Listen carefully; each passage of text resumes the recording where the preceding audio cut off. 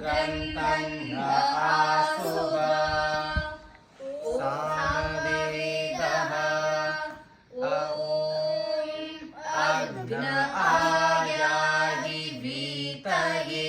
गृणानो हव्यदातये निहोदासत्सि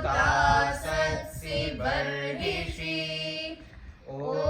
अथर्ववेदः ये त्रिशक्ताः पर्यन्ति विश्वा रूपाणि बिभ्रतः वाचस्पतिर्बला तेषां तन्वो अद्य दधातु मे ऋग्वेदः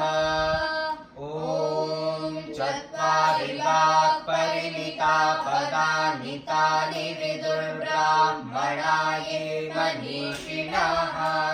गुहात्रीणि निहितानि गायन्ति तुरीयं वाचो मनुष्या वदन्ति अथ जटापाठः चत्वारि वाक् चत्वारि चत्वारि वाक् परिमिता परिमिता वाक् परिमिता पदानि पदानि परिमिता परिमिता पदानि परिमितेति परिमिता पदानि तानि तानि पदानि पदानि तानि तानि विदुर्विदुस्तानि तानि विदुः विदुर्ब्राह्मणा ब्राह्मणा विदुर्विदुर्ब्राह्मणाः ब्राह्मणा ये ब्राह्मणा ये मनीषिणो मनीषिणो ये मनीषिणः मनीषिण इति मनीषिणः गुहात्रीणि त्रीणि गुहात्रीणि त्रीणि निहिता त्रीणि निहितान निहितेति निहिता नेङ्गयन्ति न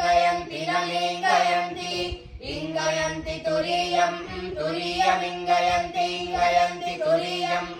तुरीयं वाचो वाचस्तुरीयं वाचः वाचो मनुष्या वाचो मनुष्याः मनुष्या वदन्ति मनुष्या वदन्ति वदन्ति इति जटापाठः।